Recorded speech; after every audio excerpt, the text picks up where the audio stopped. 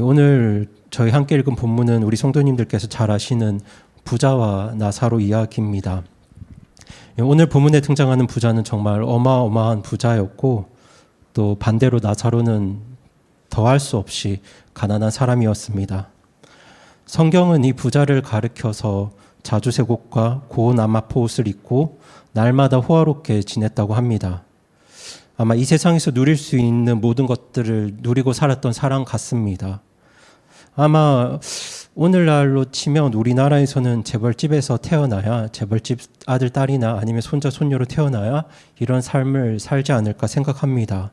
매일 명품 옷을 입고 최고급 재료로 차려진 음식들을 먹고 또 최고 실력자들로 구성된 어떤 의료진들의 건강 케어를 받으면서 매일매일 호화롭게 살아도 괜찮을 만큼의 인생이 바로 오늘 본문에 등장하는 부자의 삶이 아닐까 생각합니다. 그런데 그 집 앞에는 한 거지가 있었습니다. 그 거지의 이름은 나사로였습니다. 나사로의 삶은 정말 비극적인 인생입니다. 오늘 말씀에서 그의 몸은 헌데투성이었다고 합니다. 그리고 부잣집 앞에서 어떻게 보면 음식물 쓰레기통을 뒤지면서 그의 허기진 배를 채우는 삶을 살았습니다. 그의 평생을 음식물 쓰레기로 연명한 사람이 나사로입니다. 그 건강도 좋지 못했습니다. 개들이 그 헌데를 핥았다고 이야기합니다. 어떤 신학자들은 개들이 와서 상처를 핥고 있는데도 그 개들을 쫓아내지 못한 채 그냥 가만히 있어야 했다면 이 사람은 틀림없이 중증 장애인이거나 아니면 움직일 기력이 없을 만큼 굉장히 아픈 사람이었을 거라고 짐작합니다. 그렇게 나사로는 정말 비극적인 인생을 살았습니다. 하지만 지금 저와 여러분은 오늘 본문의 부자만큼 그렇게 돈이 많은 것도 아니고 또 그렇다고 나사로만큼 정말 비참한 인생도 아니기 때문에 이 두 사람 인생을 깊이 공감하는 건 쉽지 않은 일입니다. 그래서 부자의 삶도 나사로의 삶도 공감할 수 없기 때문에 오늘 어쩌면 사람들은 오늘 말씀에서 어떤 구원 문제에 더 관심을 보일지도 모르겠습니다. 왜냐하면 이 세상에서 누릴 수 있는 모든 것을 누린 부자는 지옥에 갔고 나사로는 죽어서 아브라함의 품에 안겼기 때문입니다. 제가 교리적으로 어떤 예수님의 초림 전에 그리고 재림 전에 구원받고 죽은 어떤 영혼들이 거하는 곳을 사실 구분해서 이야기를 해야 하지만 그냥 편의상 나사로가 간 곳을 그 아브라함의 품을 천국이라고 그냥 통칭하겠습니다. 우리는 이 말씀을 보면서 이런 것들을 생각합니다. 왜 부자는 지옥에 갔을까? 그리고 나사로는 왜 천국에 갔을까를 찾고 싶어 합니다. 그래서 어떤 분들은 오늘 예수님의 말씀을 어떤 구원론과 관련된 말씀으로 이해하려는 분도 있습니다. 물론 구원 문제는 우리 인생에서 정말 중요한 문제입니다. 그런데 오늘 저희가 읽은 누가복음 16장 말씀은 사실 어떻게 하면 구원받는가에 대한 말씀은 아닙니다. 왜냐하면 오늘 본문에서는 예수님께서 왜 부자가 지옥에 갔는지에 대해서 말씀하지 않습니다. 여러분 왜 이 부자가 지옥에 갔다고 생각하십니까? 이 부자가 날마다 호화롭게 지냈기 때문에 지옥에 갔을까요? 아니면 집 앞에 있는 가난한 사람을 돌보지 않았기 때문에 지옥에 갔다고 생각하십니까? 나사로는 너무 가난해서 이 땅에서 아무런 혜택을 누리지 못했기 때문에 천국에 간 것일까요? 만약에 그렇다면 구원의 조건은 가난이 됩니다. 그런데 이것은 우리가 알고 있는 성경의 가르침과 다릅니다. 도대체 예수님께서 오늘 본문을 통해서 이 부자와 나사로 이야기를 통해서 이런 말씀을 하신 의도가 무엇일까요? 어떤 분들은 나사로의 이름 이야기를 하기도 합니다. 오늘 본문에서 이제 부자의 이름은 알려주지 않았지만 가난한 사람의 이름을 나사로라고 밝히고 있습니다. 이 나사로의 이름의 뜻은 하나님께서 도우신다입니다. 그러니까 나사로의 이름을 보았을 때 그 사람은 하나님을 신뢰하고 하나님의 도움을 구하는 사람일 것이라고 추측을 해서 그래서 나사로가 천국에 갔다고 주장하는 분도 계십니다. 이런 주장도 어느 정도 일리는 있지만 이 조금 무리도 있습니다. 왜냐하면 만약에 정말 그 사람의 이름이 그 사람의 삶을 대표하고 의미한다면 가룟 유다 같은 경우는 그의 이름과 전혀 다른 삶을 살았기 때문입니다. 가룟 유다 역시 하나님을 찬양한다는, 하나님을 찬양하라는 아름다운 어떤 이름을 가졌지만 그의 이름과 그의 삶은 동일하지 않습니다. 그래서 오늘 본문에는 부자가 하나님을 향한 믿음이 있었다는 어떤 증거나 정황도 없고 믿음이 없었다는 증거도 없고 그리고 나사로가 믿음이 있었다는 어떤 증거나 정황도 없습니다. 오늘 본문 24절에서 지옥의 고통 속에 있는 부자가 너무 목이 마르고 고통스러워서 아브라함에게 물 한 방울만 달라고 그렇게 요청을 합니다. 그런데 아브라함이 어떻게 대답하냐면 저희 오늘 본문 25절 말씀을 다시 같이 한번 읽어보겠습니다. 25절 말씀입니다. 시작. 아브라함이 이르되 아들아 너는 내 생전에 너의 좋은 것들을 받았고 그와 같이 나사로는 나쁜 것들을 받았음을 기억하라. 그러나 이제 그는 위로를 받고 너는 고통을 받느니라. 아멘. 이 말씀을 우리가 오해하면 부자는 생전에 좋은 것을 누렸기 때문에 지옥에 갔고 나사로는 생전에 좋은 것을 누리지 못했기 때문에 천국에 갔다고 오해할 수 있지만 사실 그런 말씀이 아닙니다. 이 말씀은 부자가 생전에 좋은 것을 받았기 때문에 지옥에서 고통을 받는다는 말씀도 아니고 나사로가 평생 나쁜 것을 받았기 때문에 위로를 받는다는 것도 아닙니다. 이 말씀은 그냥 평생 가장 좋은 것들을 누렸지만 지옥에 간 부자와 평생을 음식물 찌꺼기로 연명했지만 천국에 간 나사로를 그냥 대조하는 말씀입니다. 부자는 평생 좋은 것을 누렸지만 지금 지옥에서 고통 중에 있고 나사로는 평생 나쁜 것들을 누렸지만 지금 아브라함 품속에서 위로를 받고 있다는 그냥 부자의 마지막과 나사로의 마지막을 극적으로 대조하는 말씀이지 부자가 좋은 것을 누렸기 때문에 지옥에 갔고 나사로는 고생했기 때문에 천국에 갔다는 말씀은 아닙니다. 그게 만약 오늘 말씀과 본문이 어떻게 하면 구원을 받을까에 대한 말씀이라면 예수님께서는 부자와 가난한 자를 이렇게 대조하면서 말씀하지 않았을 겁니다. 만약에 오늘 말씀이 구원론에 대한 말씀이라면 예수님께서는 믿음이 있는 자와 믿음이 없는 자를 대조하면서 말씀하셨을 겁니다.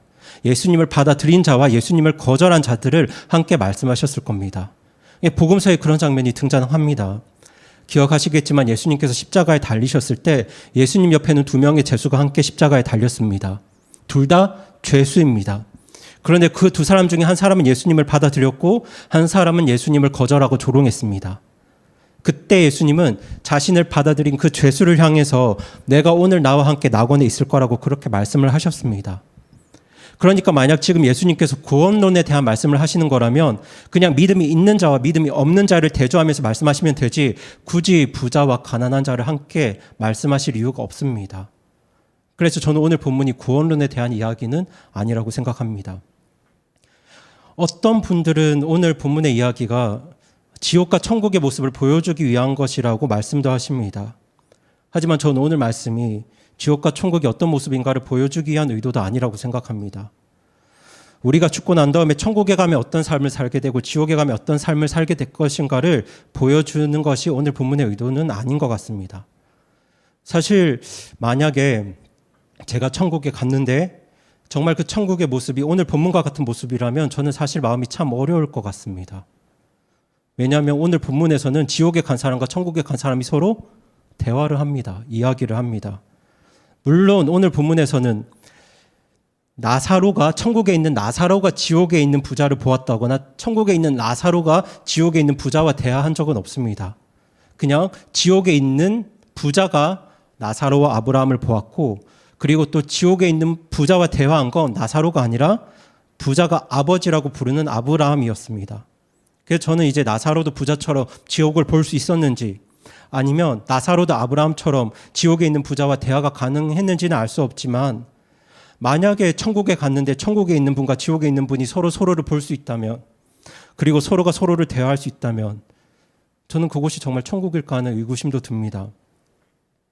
한번 생각해 보십시오. 만약 우리가 천국에 갔는데 내가 사랑하고 아끼는 사람들이었지만 구원받지 못한 사람들이 지옥의 고통 속에서 만약 저를 부른다고 한번 생각해 보십시오. 물 한 방울만 그렇게 우리를 향해서 부르짖습니다. 근데 그 소리를 우리가 듣습니다. 근데 저희들은 그렇게 고통당하는 사람들을 보면서 이렇게 말할 수밖에 없습니다. 미안하지만 저와 당신 사이에는 큰 구렁텅이가 놓여 있어서 제가 그곳으로 갈 수 없습니다. 그러니까 어쩔 수 없으니까 그냥 계속 고생하십시오. 만약에 우리가 천국에 갔는데 지옥에 간 사람들과 이런 대화가 오간다면 저는 그곳이 천국일까 하는 생각이 듭니다. 물론 저는 개인적으로 이 본문을 보면서 나사로는 지옥에 있는 부자를 볼 수도 없었고 부자와 대화할 수 없었을 거라고 생각하지만 하나님께서 이제 지옥에 있는 부자와 대화를 허락하신 건 아브라함이라고만 생각하지만 짐작하지만 오늘 본문의 의도는 천국과 지옥이 어떤 곳인가를 보여주기 위한 의도도 아니라고 생각합니다. 여러분, 예수님께서 이제 재림하시기 전에 구원받고 죽은 자들은 예수님과 함께 하지 않고 아브라함과 함께 있을 것이라는 걸 알려주시려고 부자와 나사로 이야기를 하셨다고 생각하십니까? 예수님의 재림 전에는 천국과 지옥에 있는 사람들이 서로 대화할 수 있는 걸 우리에게 알려주시려고 지금 이 말씀을 하셨을까요? 저는 그렇게 생각하진 않습니다.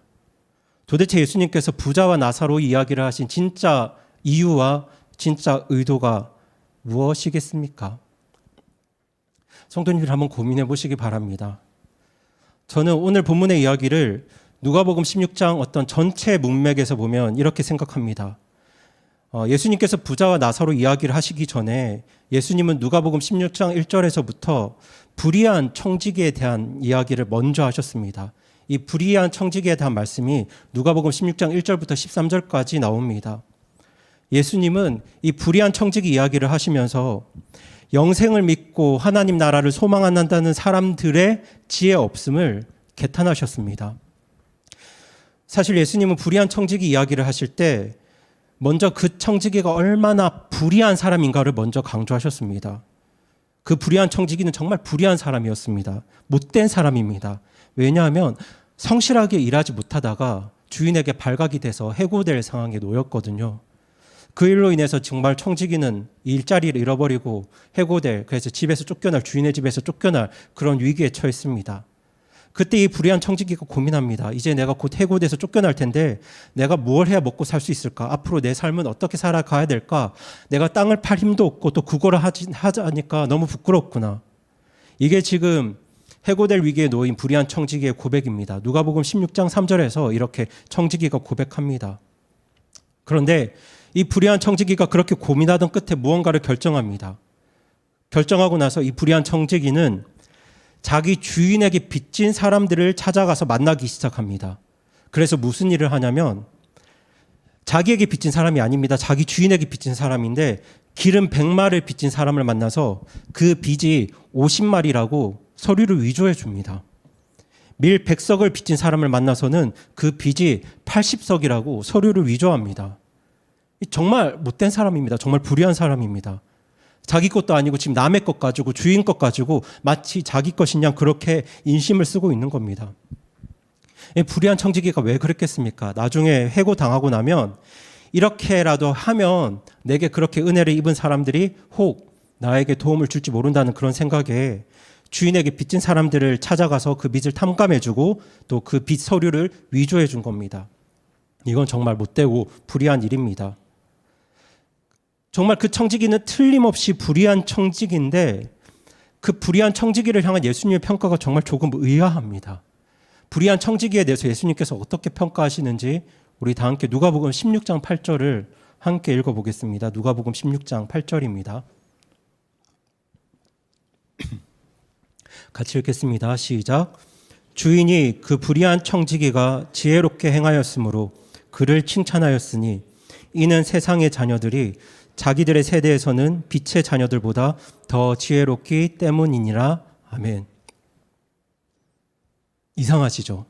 지금 예수님께서는 이 불의한 청지기가 빛의 자녀들보다 더 지혜롭다고 칭찬하십니다. 저는 예수님께서 이 청지기의 불의함을 강조하시면서도 왜 이 청지기의 지혜를 칭찬하셨을까? 이유를 생각해 봅니다. 저는 예수님께서 자기 돈 말고 남의 돈을 훔쳐서라도 다른 어려운 사람들 도와주면 거기에 면죄부를 줄 수 있다는 말씀을 하시는 건 아니라고 생각합니다. 그런 이야기는 아닙니다.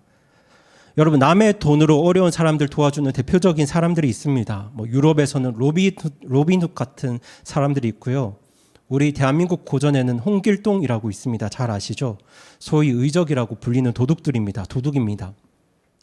지금 예수님은 그렇게 의적이라고 불리는 도둑들을 칭찬하시려는 게 아닙니다. 남의 돈이지만 그 돈이라도 훔쳐서 아니면 남의 돈 가지고 힘들고 어려운 사람들 도와주면 그 일은 괜찮은 일이고 지혜로운 일이라고 그렇게 말씀하시는 건 아닙니다. 여러분, 예수님께서 왜 이 불의한 청지기의 지혜를 칭찬하셨을까요?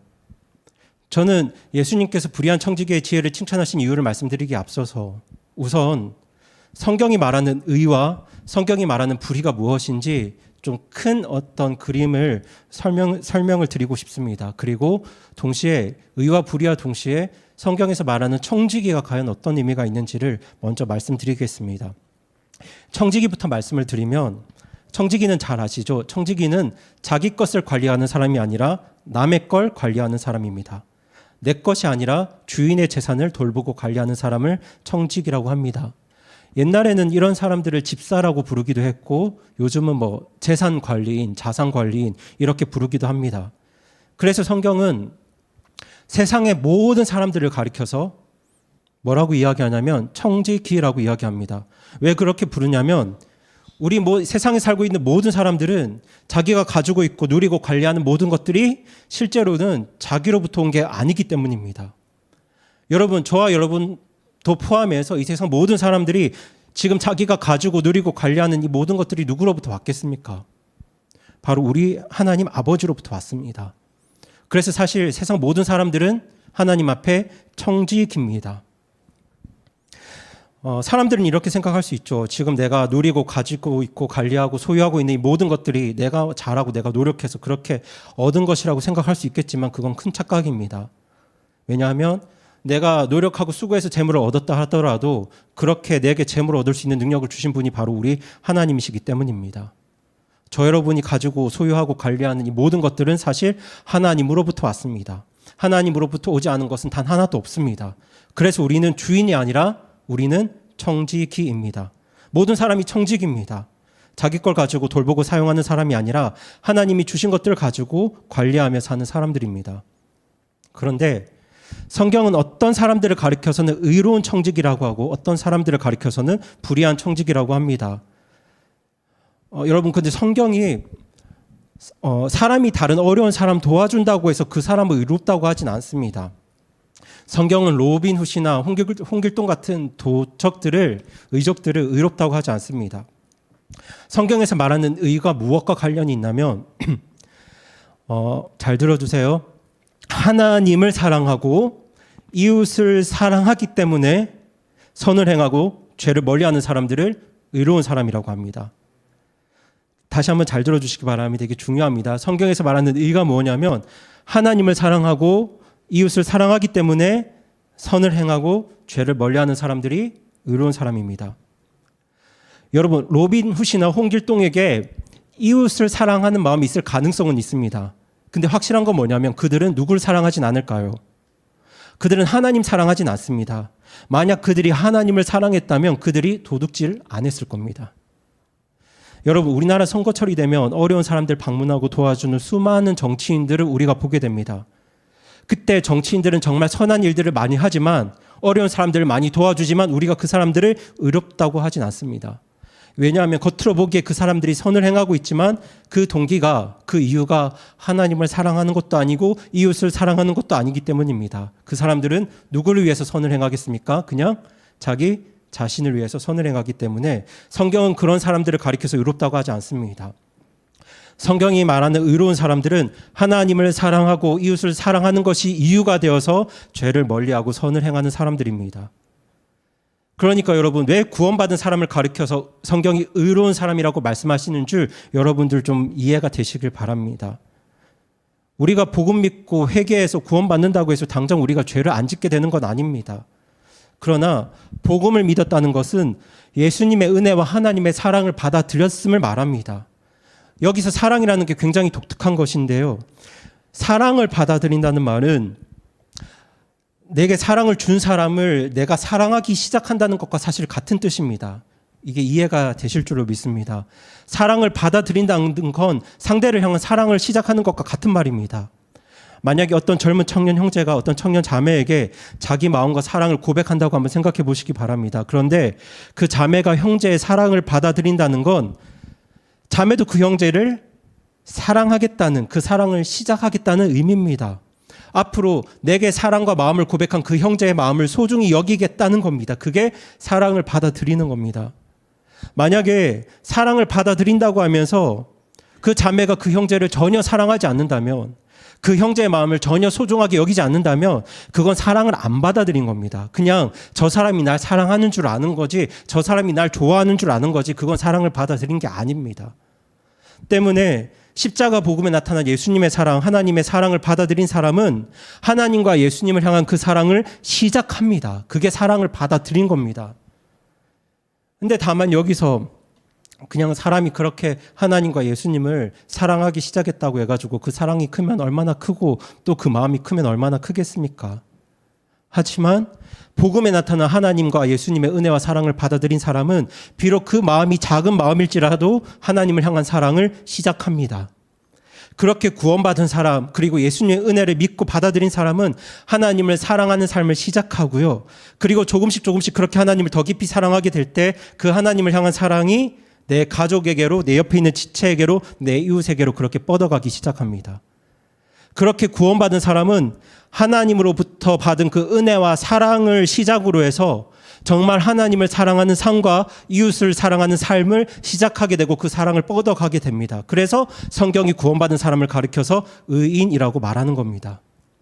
물론 우리가 구원받을 때 예수님께서 우리의 죄를 보혈로 덮어주셔서 우리를 의롭다 여겨주시기 때문에 우리를 의인이라고도 하지만 그렇게 구원받은 사람의 그 삶의 방향이 시간이 지나면 지날수록 하나님을 사랑하고 이웃을 사랑하는 방향으로 흘러가기 때문에 성경은 구원받은 사람을 가리켜서 의로운 사람이라고 합니다. 그래서 성경이 말하는 의로운 사람의 본질은 하나님을 사랑하고 이웃을 사랑하는 겁니다. 그런데 지금 누가복음 16장 1절에서 13절에서 말씀하는 이 불의한 청지기를 왜 불의하다고 하겠습니까?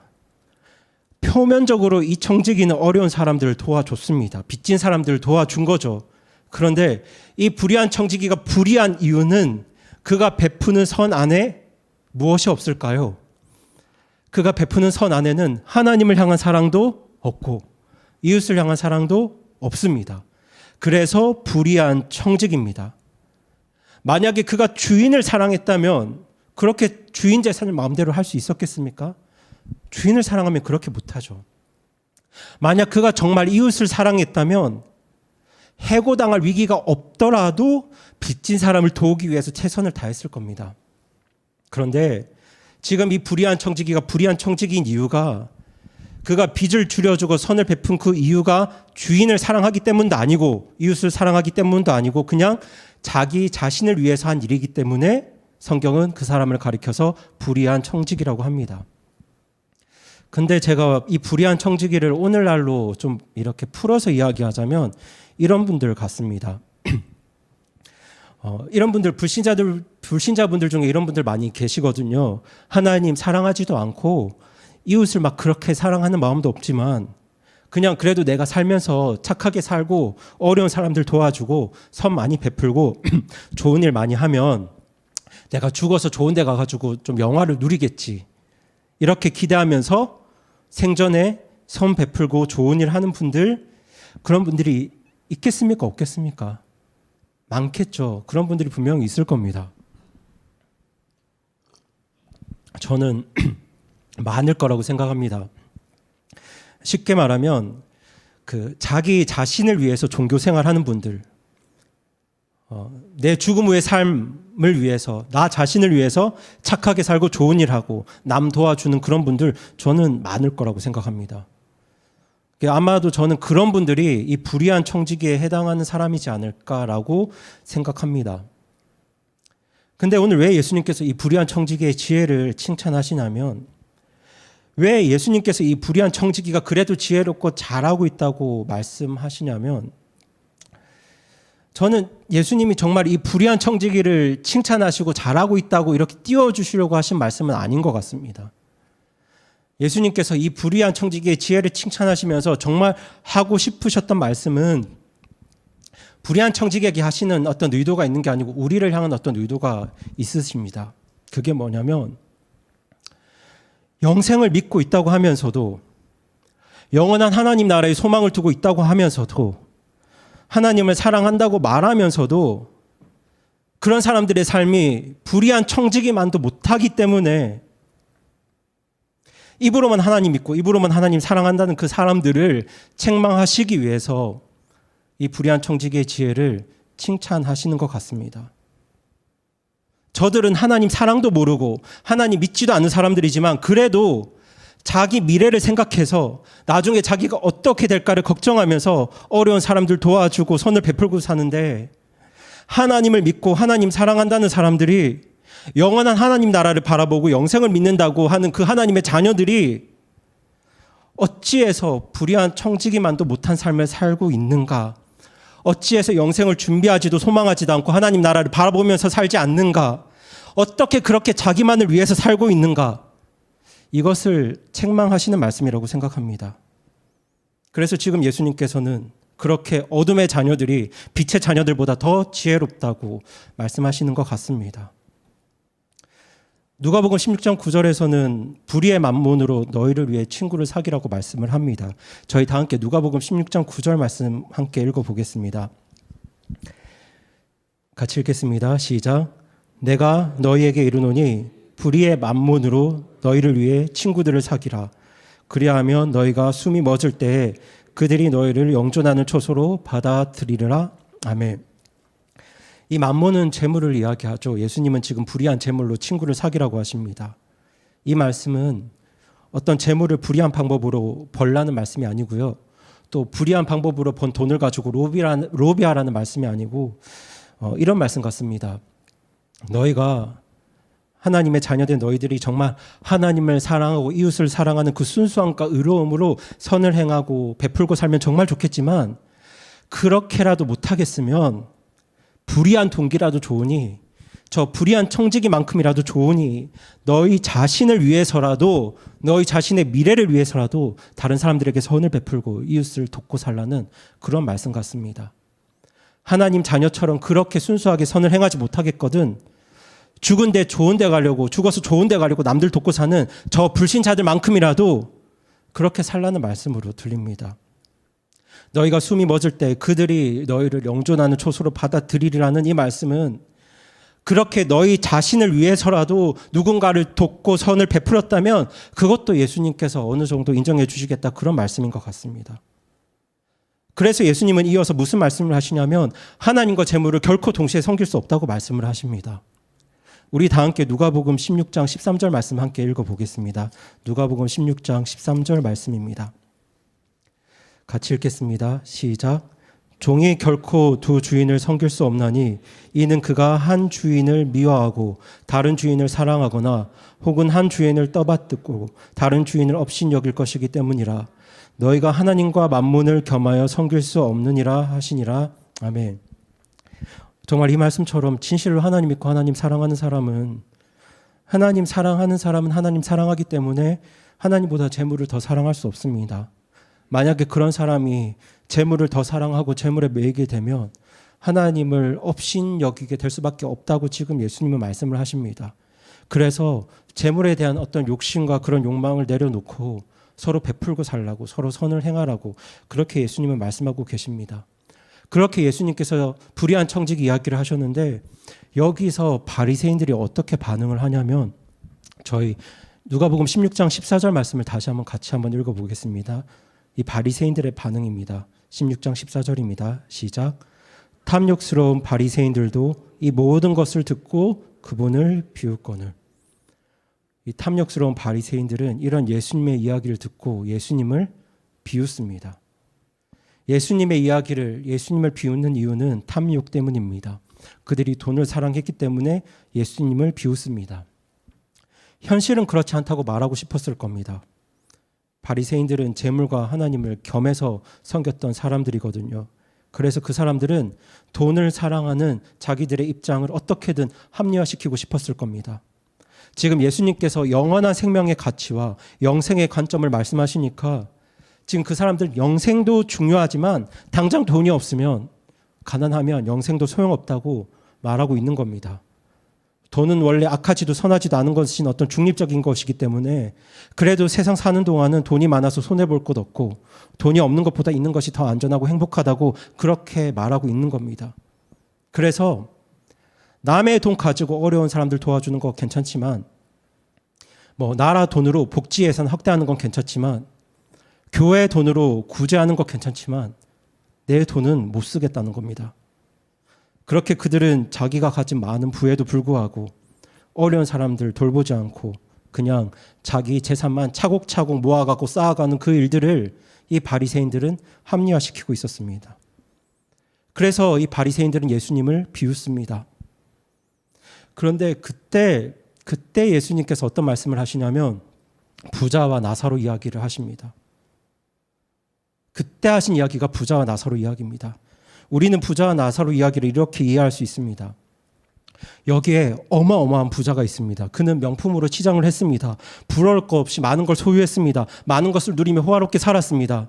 그런데 이 부자는 죽어서 지옥에 갔습니다.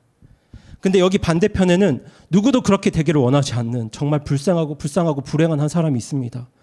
그는 세상에 사는 동안 아무것도 소유하지 못했습니다. 평생 사람들의 멸시와 천대 속에서 살았습니다. 남이 먹다 남는 음식물 쓰레기로 평생을 연명했습니다. 그런데 그 사람은 죽어서 천국에 갔습니다. 자, 여기 많은 걸 누리고 지옥에 간 사람이 있고 평생을 음식물 쓰레기로 연명한 불쌍한 사람이 있지만 하지만 이 사람이 천국에 간 사람이 있는데 많은 걸 누리고 지옥에 간 사람과 음식물 쓰레기로 평생 연명하다가 천국에 간 이 두 사람 중에 예수님은 누가 더 행복한 사람인가 지금 묻고 계시는 겁니다. 부자입니까? 나사로입니까? 누가 더 행복한 사람일까요? 부자입니까? 나사로입니까? 지금 예수님은 이 질문을 던지고 싶으셨던 겁니다. 오늘 예수님은 부자가 왜 지옥에 갔는지를 말씀하시려는 게 아니라 다 누리고도 지옥에 갈 수 있다는 사실을 말씀하고 싶으셨던 겁니다. 이 세상의 많은 형통과 누림이 결코 영생을 보장하지 않는다는 그 말씀을 하고 싶으셨던 겁니다. 여러분의 가족과 자녀와 친구들이 아무리 좋은 직장 다니고 아무리 결혼 잘하고 아무리 연봉 높은 회사에 들어가서 많은 물질과 많은 재물을 가지고 뭐 주말마다 가족들과 여행 다니면서 행복하게 누릴 거 다 누리고 살아도 그들이 지옥에 갈 수 있다고 지금 예수님은 말씀하시는 겁니다. 반대로 또 예수님은 이렇게 말씀하시는 겁니다. 나사로의 삶을 통해서 우리에게 보여주고 계시죠. 정말 아무것도 소유하지 못한 삶, 정말 평생을 불쌍하고 소외된 삶을 살아서 정말 저주받은 인생이라고 생각했는데 그런데 그런 나사로도 천국에 갈 수 있다고 말씀하고 싶으신 겁니다. 이 두 사람 중에 누가 더 나은 삶인가요? 만약 누군가 여러분께 이 부자와 나사로 이 둘 중에 하나만 선택하라고 하시면 우리 성도님들은 어떤 삶을 선택하시겠습니까? 지금 그 질문을 예수님께서 도전하고 계신 겁니다. 저는 사실 이 선택이 쉽지가 않습니다. 부자와 나사로 중에 하나를 선택하라면. 예수님께서 하신 말씀과 이 비유는 사실 당시 사람들에게는 굉장히 충격적이었습니다. 왜냐하면 그때 사람들은 어떻게 생각했냐면 하나님은 자기가 사랑하는 자들에게 복을 주셔서 부자가 되게 하시고 그것을 형통이라고 믿었습니다. 장애인들, 가난한 사람들, 이런 사람들은 하나님의 저주와 미움을 받은 사람들이라고 생각했습니다. 그런데 예수님은 오히려 많은 것을 소유했던 부자가 지옥에 갔고 아무것도 소유하지 못했던 나사로가 천국에 갔다고 말씀을 하시고 계신 겁니다. 정말 이 세상에서 많은 걸 누렸지만 지옥에 간 사람과 세상에서 많은 고난을 받았지만 천국에 간 사람이 있다면 정말 둘 중에 누가 더 행복한 사람인가? 당신은 어느 삶을 선택하시겠습니까? 지금 예수님께서 도전하고 계신 겁니다. 어느 주일학교 선생님이 누가복음 16장 설교를 하면서 아이들에게 이런 질문을 했다고 합니다. 여러분 부자였지만 죽어서 지옥에 간 사람이 있고 가난하고 못 살았지만 천국에 간 나사로가 있는데 여러분은 누가 되고 싶으세요? 이렇게 물었다고 합니다. 그러니까 한 아이가 손을 들고 이렇게 대답했습니다. 살아서는 부자, 죽어서는 나사로. 그런데 사실 이 대답이 우리 모두의 대답 같습니다. 저는 이 질문으로부터 사실 자유로울 수가 없습니다. 왜냐하면 재물과 하나님을 겸하여 섬기고픈 그 마음과 욕망이, 그 바리새인들의 욕망이 우리에게도 없지 않습니다. 그래서 바리새인들은 이 질문을 피해갔습니다. 이 말씀을 피해갔습니다. 어찌 보면 오늘 구원받은 그리스도인들에게 힘이 없는 건 살아선 부자, 죽어선 나사로, 이것을 추구하면서 예수님의 제자로 온전히 살고 있지 못한 내 모습을 합리화시키고 있는 것이 아닐까. 그래서 우리가 힘을 잃어버리고 있는 것 아닐까 그런 생각을 합니다. 그리고 저는 살아선 부자, 죽어선 나사로 이런 생각이 내 재물의 문제로 진지하게 고민하지 않는 걸 지금 가능하게 만들고 있지는 않을까라는 생각도 합니다. 어쩌면 우리도 예수님이 말씀하시는 이 핵심을 피해서 그냥 바리새인들처럼 동문서답하고 있지는 않을까 그런 생각도 듭니다. 여러분, 우리가 받은 구원, 우리가 누릴 영생은 가장 비참한 인생을 살았던 나사로도 행복했다 말할 수 있게 만든 게 예수님이 우리에게 주신 영생입니다.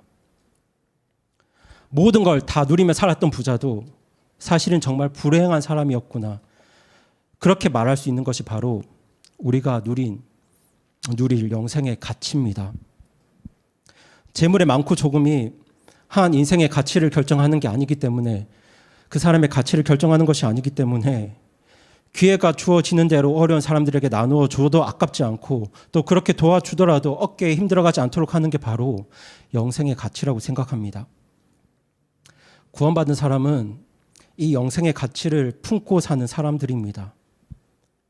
이걸 품고 있는 사람들은 가난하게 살아도 힘들게 살아도 감사할 수 있고 소망이 있는 겁니다.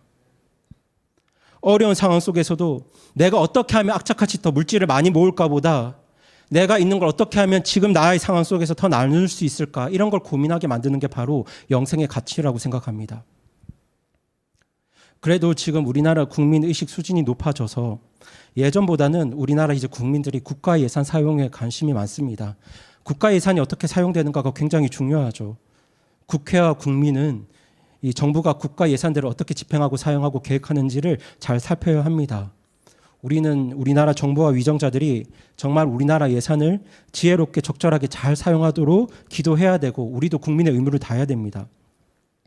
우리가 회사를 다닐 때 회사의 어떤 공적 자금, 회사의 돈들 어떻게 쓰이는가 중요하죠.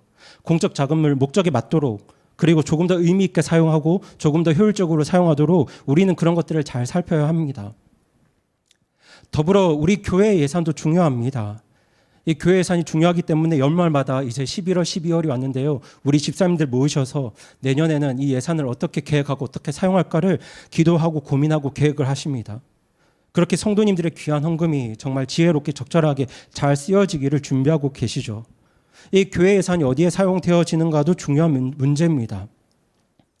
근데 예수님께서는 지금 우리를 향해서 이 어떤 공적 자금 사용을 두고 우리에게 말씀하시는 게 아닙니다. 이걸 두고 말씀하시는 게 아니라 내가 가진 재물과 내가 가진 소유의 문제를 두고 지금 말씀하시는 겁니다.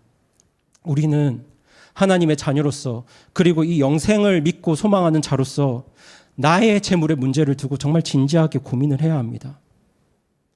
우리는 이 예수님의 말씀 앞에서 나의 재물을 어떻게 사용해야 할까 정말 진지하게 고민해야 된다고 생각합니다.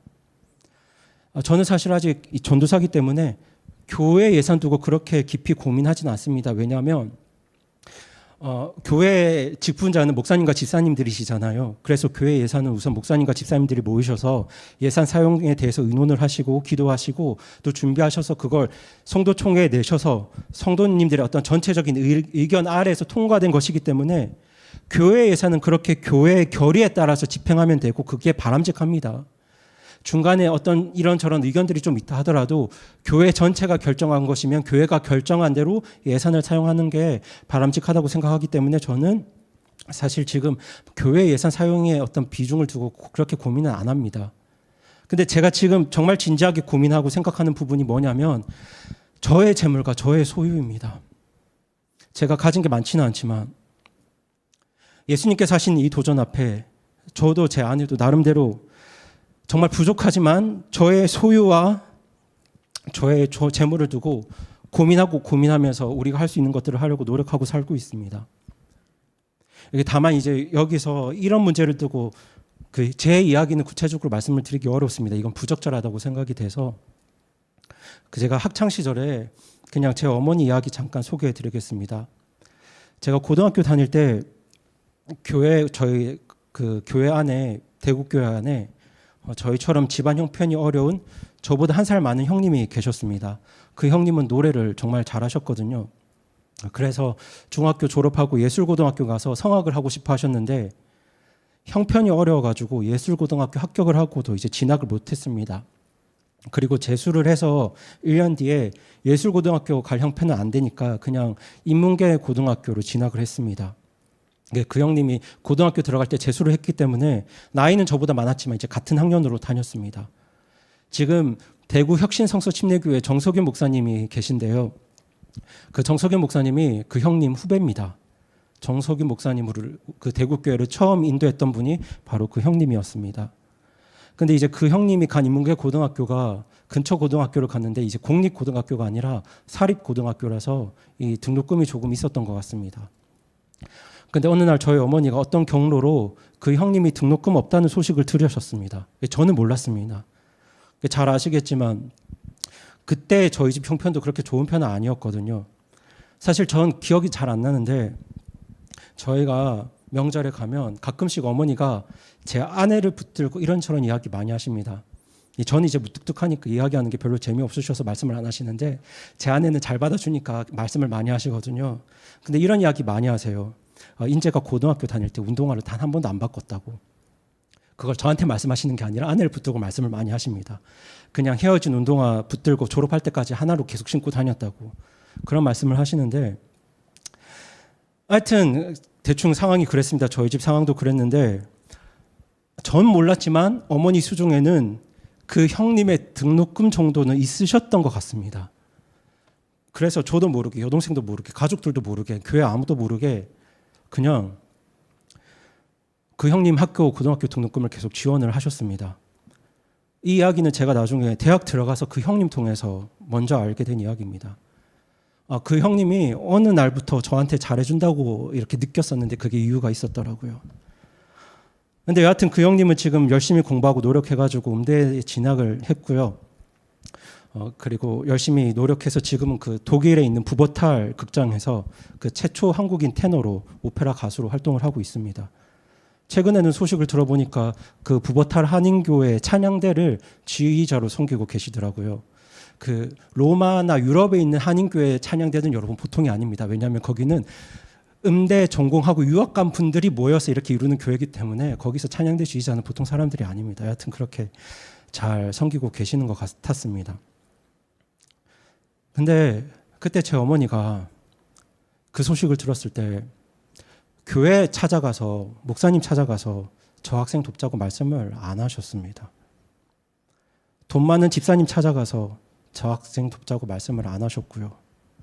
그냥 내가 가지고 있는 내 소유와 내 재물로 고민을 하셨고 그냥 본인이 할 수 있는 만큼 그냥 아무도 모르게 그냥 그렇게 도우셨습니다. 사실 제가 이 이야기를 처음 들었을 때는 조금 서운함도 있었습니다. 왜냐하면 저는 정말 어머니한테 돈이 많이 없는 줄 알았는데 그 정도는 있으셨구나. 그 돈 있었으면 내 운동화 한 번은 바꿀 수 있었겠구나 뭐 그런 생각이 들었습니다. 근데 지금 제가 이렇게 저렇게 살다 보니까 어머니가 왜 그렇게 사셨는지 이해가 되더라고요. 저는 어머니가 그렇게 사셨던 이유가 바로 영생의 가치였다고 생각합니다. 어머니는 영생의 가치를 아는 분이셨고 또 그 영생을 가능하게 하신 우리 예수님의 은혜를 아는 분이셨던 것 같습니다. 그냥 내가 지금 이렇게 형편이 어려워도 다른 사람 도와주는 사람이다 이런 거 자기 의로 삼으려고 하신 것도 아닌 것 같고요. 영생을 소망하는 사람으로서 영생을 바라보고 사는 사람으로서 그냥 지금 내가 조금 더 많이 가지고 조금 더 많이 누리는 게 그렇게 큰 의미가 없으셨던 것 같습니다. 저는 믿기로 정말 어머니는 절 사랑하셨다고 믿습니다. 어머니는 정말 절 사랑하셨지만 그냥 제가 실업계 고등학교를 간다고 해도 인문계 고등학교를 간다고 해도 서울에 있는 대학 간다고 해도 지방에 있는 대학 간다고 해도 뭐 연봉 높은 회사에 가든 아니면 조금 덜 버는 회사에 가든 어머니는 그게 그렇게 중요하지 않으셨습니다. 그냥 원하는 대로 가라고 하셨습니다. 그래서 돈 조금 더 모으고 벌어서 정말 악착같이 모아서 저를 더 공부시키고 더 성공시키려는 그런 욕심이 전혀 없다고 말하면 그게 거짓말이겠지만 그래도 그런 마음이 조금 덜 하셨던 것 같습니다. 왜냐하면 어머니도 그렇겠지만 제가 구원받은 하나님 자녀였거든요. 제가 하나님의 아들이었거든요. 어머니에게 제일 중요했던 건 제가 구원받은 하나님의 자녀라는 사실, 저에게 영생의 소망이 있다는 사실, 그게 제일 중요했던 것 같습니다. 그래서 돈이 없어도 그냥 구원받은 것으로 감사하며 사셨고, 인생 가운데 힘든 문제들이 많았지만 그 구원받은 은혜를 붙들고 원망과 불평의 자리가 아니라 그냥 감사하는 자리에 머무르려고 부단히 애쓰셨습니다. 그 구원받은 은혜 안에서 내가 조금 덜 누려도 그냥 베풀 수 있는 것들 베풀고 살려고 하셨던 것 같습니다. 어머니가 저랑 여동생 학원 못 보내고 신발이나 옷 브랜드로 못 입혀도 제가 하나님의 자녀이기 때문에 하나님께서 저희들을 돌보고 인도하실 거라는 믿음이 있으셨고, 설령 저와 어머니 인생에 어떤 어려움들이 닥치더라도 저에게는 훗날 영원한 하나님 나라에 대한 소망이 있기 때문에 정말 이 세상에서 조금 더 많이 누려야지 이런 악착 같음이 없으셨던 것 같습니다. 그렇기 때문에 제가 무슨 선택을 하고 어떤 길로 가도 때로는 제가 미련한 선택을 하거나 때로는 크고 작은 사고를 쳐도 어머니가 마음은 아프셨겠지만 크게 좌절하거나 낙심하거나 아프시거나 그러지 않으실 수 있다고 저는 생각합니다. 제가 부자처럼 살지 못하더라도, 설령 만약에 나사로처럼 살게 되더라도 제가 행복하다 말할 수 있는 그 영생의 가치가 저한테 있기 때문에, 내가 하나님 자녀로서 하나님 아들로서 이 평생, 이 한평생 살 수 있기 때문에, 또 앞으로는 영원을 살 수 있는 그런 특권이 저한테 있기 때문에 어머니는 재물의 노예가 되지 않으려고 노력하셨고 그냥 그렇게 사셨다고 생각합니다. 만약에 제가 정말 최고의 대학을 가고 정말 유학 다녀오고 정말 연봉 높은 직장에 들어가가지고 승승장구한다 하더라도, 만약에 제가 구원받지 못했다면, 만약에 저와 여동생에게 영생의 소망이 없었더라면 어머니는 정말 크게 힘들어하시고 슬퍼하시고 아파하시면서 저랑 씨름하셨을 것 같습니다. 저는 그런 삶이 부자보다 나사로의 삶을 더 귀하게 여기는 구원받은 그리스도인의 삶이라고 믿습니다. 우리 성도님들, 우리가 받은 구원, 우리가 누릴 영생의 가치를 알고 계시는지요? 여러분은 정말 지옥에 간 부자보다 평생 음식물 쓰레기로 연명했던 그 나사로의 삶이 더 귀하고 복된 삶이라고 여러분들 믿으십니까? 우리가 살아서 부자로 살고 죽어서 나사로가 된다면 정말 좋겠지만, 만약 예수님께서 부자와 나사로 중에서 우리 보고 하나를 택하라고 하신다면 우리는 정말 기꺼이 그 나사로의 삶을 선택할 수 있을까요? 지금 예수님께서 우리에게 하시고 계신 궁극적인 질문은, 너희가 그렇게 정말 구원의 가치를 알고 있는가? 너희가 정말 앞으로 누릴 영생의 가치를 알고 있는가? 이게 지금 예수님께서 하고 싶은 질문입니다. 우리가 받은 구원의 은혜가 무엇인지, 그 가치가 무엇인지, 그걸 정말 우리들이 알고 있는가? 나사로로 살아도 괜찮다 할 만큼 우리가 받은 구원의 은혜를, 그 영생의 가치를 우리가 알고 있는가? 지금 예수님은 우리에게 묻고 계십니다. 만약에 바리새인들이 그 가치를 알았다면 결코 예수님을 비웃지 못했을 겁니다. 그 예수님의 은혜 앞에, 영생의 가치 앞에 우리가 어떻게 살아야 할까 정말 진지하게 고민했을 겁니다. 물론 저도 이 자리에 계신 그 어떤 분도 나사로처럼 살기 원치 않습니다, 여러분.